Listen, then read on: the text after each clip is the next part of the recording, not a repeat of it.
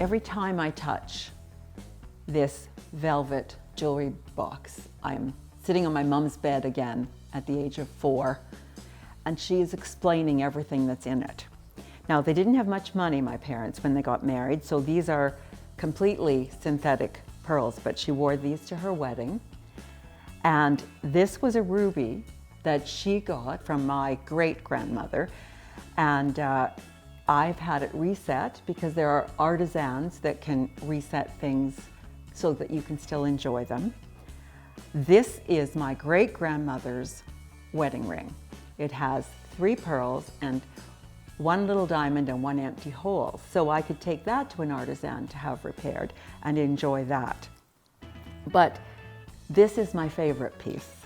This is a jet earring, and they were not matched. There was another one, but it was the wrong size. Now, these days, asymmetrical looks are in, and I would have just probably worn them.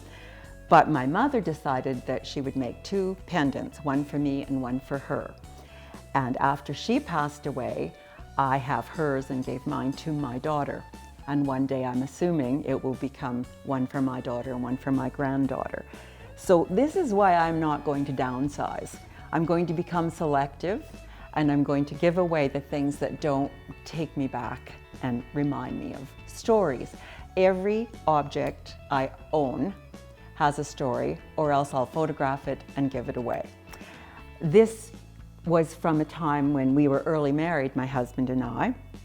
I'd just had a baby, and he had no money for a Mother's Day gift, so he gave me his pocket watch, and I thought it was a brilliant idea. On the back, he wrote, "For all time, Love Gord, May 79. Now, because I wear this a lot, my daughter would like to have this one day. It's a hand wind. It's probably going to go through many generations, so it has become an heirloom already. The chain belonged to my mother-in-law, and it has 3 metals twined together, and I think of her when I put it on as well as my husband. So that's a very special piece, and it shows you can find gifts right in your own drawer. This is what really started my passion for heirlooms and old artisan-made pieces. My great-uncle Albert made it for my mother and gave it to her in 1941, I think, or 2. And it probably was a kit. It's got a very substantial zipper, and it's just little links of leather woven together and tacked on. He made a lot of things for the family, and he especially was fond of my mom. My boyfriend, now my husband, and I were going to grade 12 grad, and we went over to see his mother, and she took a look at the dress I'd made for myself. I'd hand sewn rhinestones around the neck and around the waistline, and she said, "Oh, I have to lend you a bracelet for tonight," and this is the bracelet that she loaned me. It's just paste. It's not Swarovski crystals or anything, but it sparkled enough for my outfit. And some years later, she said, "You might as well keep this. You've borrowed it enough times." So that's very special. You can also make an heirloom of something that is not in your family. I have fallen in love with this piece because my dad bought it for me at a hotel when we were attending a conference, and I realized I did not have an evening bag for the evening reception. And I went to the gift shop on the off chance there'd be a makeup bag that I could use, and a whole wall of previously loved evening bags was on display. I thought it was a brilliant idea for a gift store like that to have such a thing. And so it smelled a little of someone's perfume, and now it just smells of my perfume. And it was an easily wipeable interior, and I think probably from the 60s. So these are all things. This was my mother-in-law's handbag in the 60s, and I've worn it many times. So that's how I developed my passion for old things and new things with stories. And I think when we understand who made a piece, or who gave us the piece, or who gave our ancestors a piece, we just want to keep that in our lives. And things I don't love, I give away after photographing and writing the story. That's how we should do it. I believe there's two things about growing older that are pretty fantastic. One is you can draw upon decades of fashion and jewelry and add a little something to everything you put on in the morning. One thing being, if you have a pin that you think might look old-fashioned and you tie a 1950s hanky scarf with it, suddenly you've got a slightly 50s look. And the women in my life, my mother, my grandmothers, my mother-in-law, and her sisters have all had styles that I thought were, or ways of wearing things I thought were extremely unique, and I realize now they were drawing upon their years and years of expertise. And the other thing I think about having a lot of beautiful pieces in your collection, especially accessories, is that you promise yourself every day to put your best foot forward, to get dressed like you may have somewhere to go, whether you do or don't. If you get dressed that way, you feel better, and the opportunity may arise to do something exciting later in the day. This has led me to, these feelings have led me to want to meet all the people who make accessories that I can. And one of the ways to do that is to go to trade shows, to local shops, to look on the internet, and always to stop and chat and ask people about their journey. And so my Fashion Artisan series sort of started just from my own curiosity and my absolute astonishment at what they're able to create. And I've done just enough handwork of my own to understand that if a tailor charges a fair amount for altering a dress to perfection, I know the hours that went into making that. And I've tried my hand at tooling leather, and I know very well it's not going to be my future. I'm willing to pay someone to do that for me.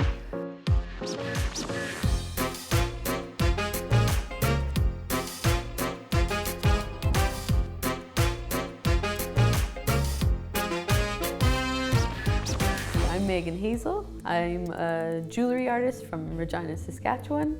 I put an inquiry on a Facebook page asking for artisans I might like to meet, because once I got started on this series, I wanted to know who is appreciated by other people in this province.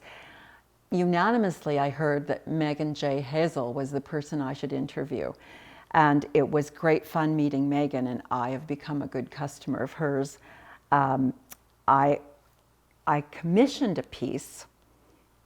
It's just a big ring that will fit on my many shawls that I love to wear, and then the shawl color will show through the actual ring. And I wear this so much I can't even tell you, and it's so special because nobody else has one. I wanted to do something special for an upcoming graduation for my granddaughter, and I asked Megan if she could take my grade 8 gift of a black Alaskan diamond and make it in a modern style that my granddaughter might like. Now, I graduated grade 8 in 1963. My daughter graduated in 1993, and my granddaughter will graduate in 2023. So we're nicely spaced, but I wanted something that would have continuity. So I asked Megan to design this, and it has become a bit of a family joke because my granddaughter doesn't prefer it and my daughter is in love with it. So I will be looking for another piece for Megan to do for my granddaughter.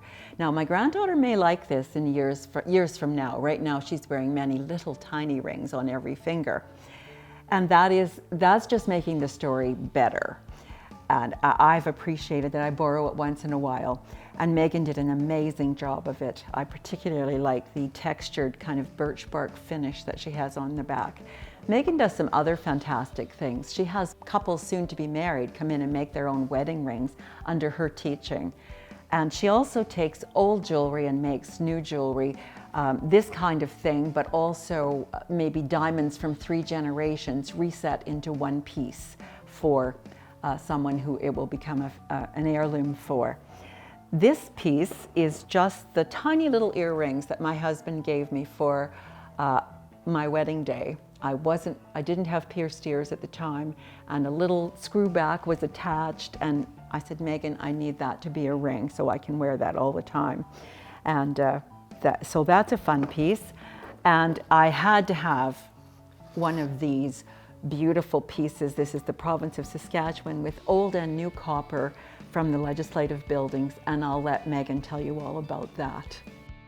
Browsing through Pinterest one day, I came upon a Celtic shawl that I thought I needed because I had matching glasses and a pair of shoes that would look awesome with it.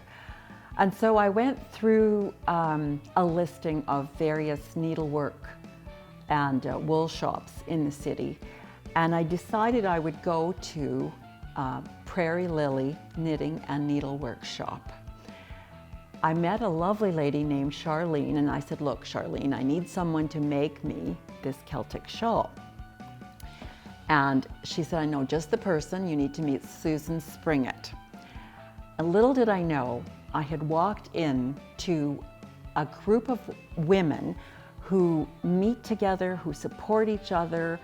That shop is basically a hangout for ladies to just get together and get therapy from each other and from creating with fiber. This is the Celtic shawl that Susan made me first, and it has the beautiful cable stitch around the edge, and it's a curved piece, and I wear it a great deal. While I was meeting with Susan and picking my wool, she had a bin with her of pieces that she had made for pleasure and offered at trade shows. I fell in love with the famous dragon piece, which she'll tell you about. There's a massive story about it, and it's beaded. I don't know if the camera will pick that up, but the lighting certainly does when I wear it. And so I've been back now. These are not by any means all of my little shawls, and the trick to shawls is to wear them not around your shoulders and tied in front, like that's okay. Wear them backwards, wear them sideways, wear them in a coat, over a house coat, wear them a million different ways and get lots of different shapes. I had asked Megan Hazel to make this ring so that I could wrap one around and pin it up on a shoulder. This one in particular, you can see that once it's through, you just see more red. And I totally love to just pin it to a shoulder. While I was at the same shop, I met Gwyn Olsen, who is a weaver, started out as a knitter, and you'll see her in the series too. But when I saw this color, I knew I had to have this. I have worn it ever so much, and it just feels so fine. And all of these pieces with care are washable and will become heirlooms, because what could happen to them? There's no reason they wouldn't be worn 50 years from now. My name is Lee Valerius, and I'm from Saskatoon, Saskatchewan. One day I was having coffee with a friend, and I noticed she had a new portfolio with her. It had her business logo etched into the side of it, and it looked like it had been well loved already. I asked her who made it, and she said, well, it was a gift from her husband, who had contacted Lee Valerius, a leather artist, to create it for her. Well, immediately I had to go and find Lee and asked her if she would do something like that for me. So of course, I asked too if I could be with her while she did the various steps. I was very curious about how this happens. Tooling of leather was a really big deal when I was a little girl, and I had a cousin who did purses and change purses and all kinds of things like that. So I kind of had an idea that it was labor intensive, but really till Lee took me through the steps of my portfolio, I had no idea. This is the kind of item that becomes an heirloom in your family. I had "Get a Bigger Wagon" written on mine, and the little boy with the wagon that is our production sign at the end of the videos emblazoned into it. It's softened up beautifully. They start out very stiff, and I've now had this for several years. It's got a great clasp. Well, my husband was borrowing it because after all, he feels he's a big part of Get a Bigger Wagon. And I decided to surprise him and get one made for Christmas for him a couple years ago. Of course, get an even bigger wagon would be the one for him because he always has to be one word better.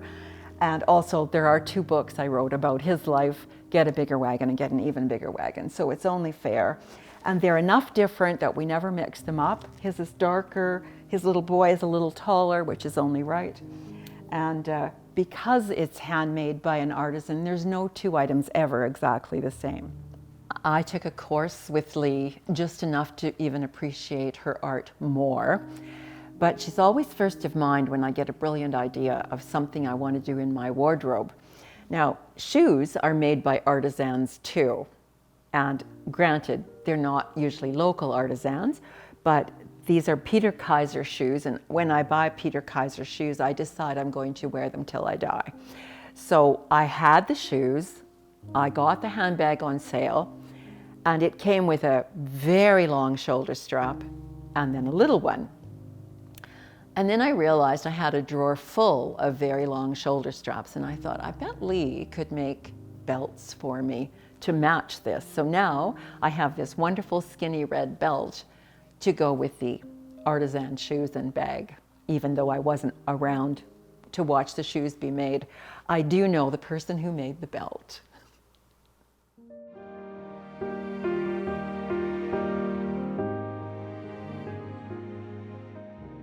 My name is Rebecca Farthing, and I am the owner and designer of Rebecca King Fashion House in Saskatoon, Saskatchewan. I've known about Rebecca King for a lot of years. I remember seeing a glimpse of her through a studio window. I remember seeing her at trade shows, and I remember my daughters telling me that Rebecca hand sewed every piece that she sold. And as someone who has sewn, I knew how many hours that would take and what a difficult business model that would be. Years later, I realized that she was expanding her business quite quickly and was now manufacturing. So I was dying to hear her story. And of course, being a mom and having babies, her business changed after each birth. And she honestly says she doesn't have a business plan. She just takes the next logical step when it seems time. I believe that her approach to clothing is pretty amazing for mums and for grandmothers, because let's face it, grandmothers have a lot to do with little ones these days. She says, if something is too uncomfortable and I can't mum in it, I don't manufacture it. But she had made the one comfy sweater enough times that she knew she could manufacture it. So what I like about her styles is they are comfortable, they're cozy, they allow you to change the look. This is one of her early designs. It's called a tech coat, and you can wear it with blue jeans. I love the funky bottom. It's got a high back hem and a low front hem. I can mix all my artisans together. We've got Susan Springett Celtic shawl over a Rebecca King jacket with a Megan Hazel pin. And all of these women are business women reinventing themselves as life reinvents their life. This is a piece that I have worn so many ways. And what I find in the winter, even in the house, it adds that full length of wool over whatever you're wearing, which is it just adds the cozy factor. So I have 3 or 4 Rebecca King pieces, and they go forever. I wouldn't be surprised if they end up heirlooms, because they wear and wear and wear, and they're so comfortable. My name is Sherry Hertzai. I live in Saskatoon, Saskatchewan, Canada, and I'm a hat maker. I first met Sherry at the Drinko building, where she had a little shop, and I was there to meet a tailor, and I walked by this lady furiously working on hats, and I was drawn in, because who doesn't like to see an artisan working on something?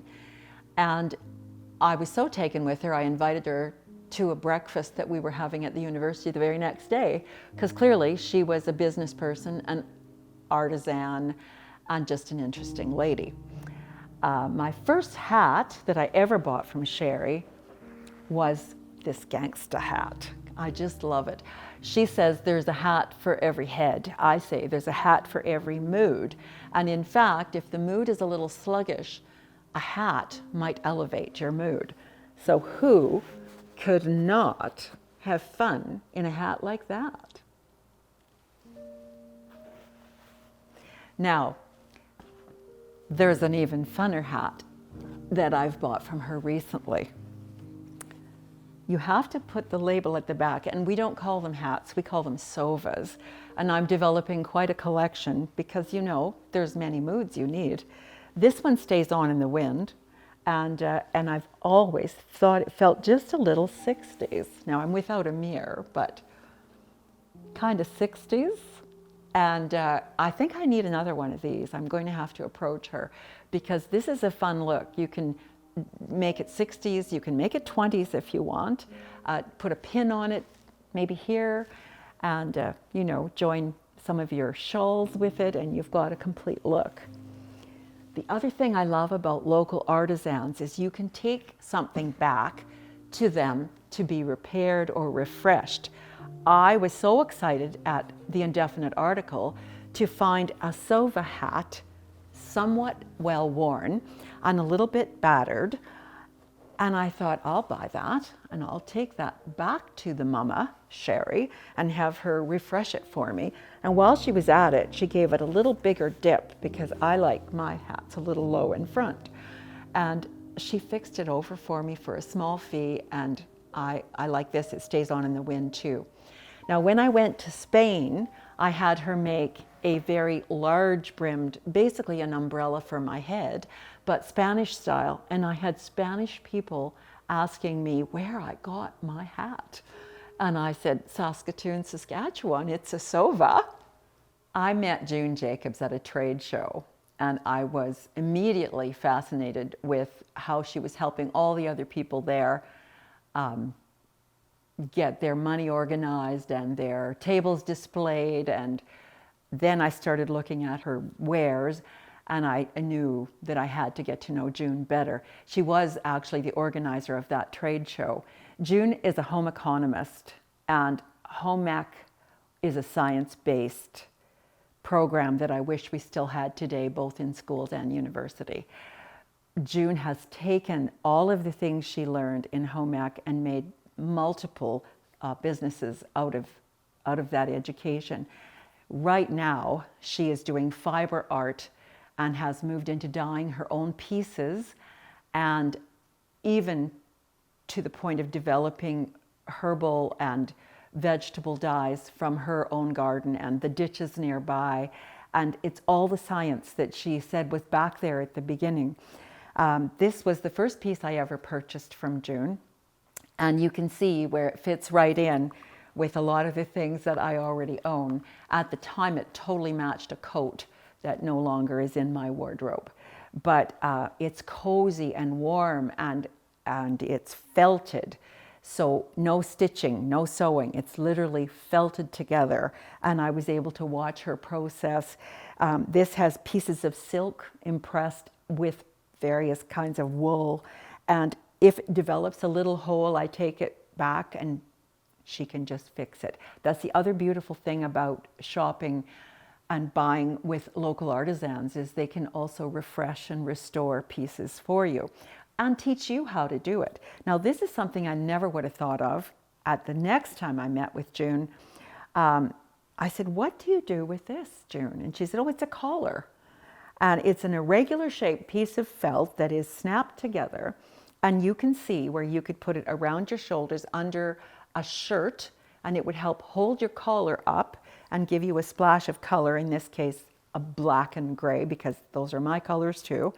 But it does, it really adds a fashion accent. Also very cozy inside the neck of a coat. So she's always got some ideas, and she sculpts art pieces. She said she got the idea from making hats out of felt. So she'll felt a big piece, make a scarf, make a hat, and while doing a hat, she thought, maybe I could do a tree trunk. And then she has taken it from there, and she has beautiful sculpting.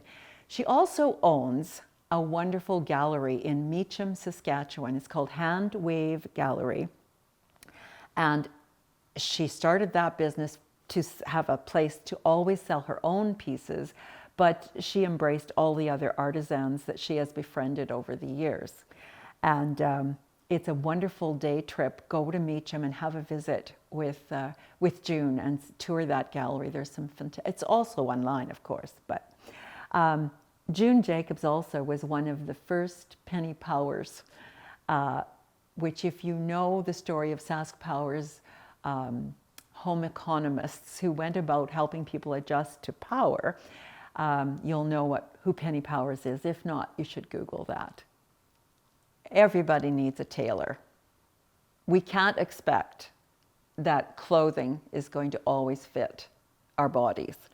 And there's nothing wrong with our bodies. It's just we're not one size fits all. Mary Rusta is one of my, well, I couldn't exist without her. She's absolutely amazing at making things fit me. And I have an ongoing discussion with the fashion industry about petite sizing. It doesn't mean you're tiny, it means you're short. And shorter people don't just need a raised hemline. They need a higher waistline, a smaller armhole, a tighter neckline. We're short in lots of places, and every woman's different. Some are shorter from the waist down, and so a Mary Rusta in your life is a good thing. This is a classic story. I got this dress on sale because nobody had purchased it, and it had a big bulky sleeve. It had, the neckline was down here, but the skirt and the waistline fit me perfectly. So I bought it and thought Mary will fix it. And she did. She cut out the sleeve. She took it up 2 inches, which brought the neck up where it should be. She then had to recut the armhole so that it wasn't choking me. And this is now an absolute favorite dress of mine. And you'll never recognize it because it'll have a shawl, it'll have a pin, it'll have a jacket of a different color. So many things you can do with a basic black velvet dress. I have a very dear friend that I met in 1967 while boarding at university. And the two of us had no money and very little life experience of the real world. And we formed such a good friendship just sourcing out what to wear for the next day. We used to have what we called trading sessions or trading bees, where we would actually really dicker barter with each other. My scarf is silk and yours is just polyester. You should give me 2 for that one. And great fun we had. If we borrowed something from our mothers, we'd either, borrow it, lend it to each other, or find a way to make it attractive. We'd buy 99-cent accessories. One time, I almost missed dinner at the boarding house because I'd purchased a scarf at Kresge's, I think, and she wanted it so badly. I hopped the bus, ran down there, got another scarf for her, got back, and I just made it for dinner. And you didn't get dinner if you weren't there on time. So we had a lot of fun that way. She today, she's a home economist and had a life of antique dealing. She's had stores twice, and she has a store today, which I love to go and visit. In fact, this is one of the finds I got at Marion's store. It's called the Indefinite Article. This is the answer to the basic black dress. Certainly not one with a V, but a round neck dress or a cashmere sweater. You can tie this at the back and suddenly you've got a new collar. You can also wear it backwards, this be the back, and put a bow in front, makes 2 little Peter Pan collar effects. I treasure this piece. One of the pieces had come loose and I was able to sew it back on myself. So, but there's always my tailor if I can't fix something. Marion taught me about Sherman jewelry, and she's got a wonderful book explaining that it's signatured jewelry, from lots of it from the 40s. And I learned all about it. I purchased a piece. I think this might be one of the first pieces I ever purchased. Red, it can be worn with red, pink, purple because it takes on whatever. They're all Swarovski crystal, and they really have a look about them so that I can now identify one on somebody. In fact, I asked a lady in Tim Hortons one day if she was wearing a Sherman, and she said, I don't know. So we took it off and we looked at it, and it was a Sherman, and I said, oh my goodness. She had purchased it at Value Village for $20, and they go for a couple of hundred. So it was fun. My husband bought me this one at an antique store in the States one time when we were ashore for a while off a cruise ship, and I love this. It's like a bow done in crystal. Now this is not signed, and I really don't care because it's a beautiful piece. So whatever your story and your love of the piece is, to my surprise, I came home and went through my jewel box, and I owned 2 Sherman pieces. I had no idea at all.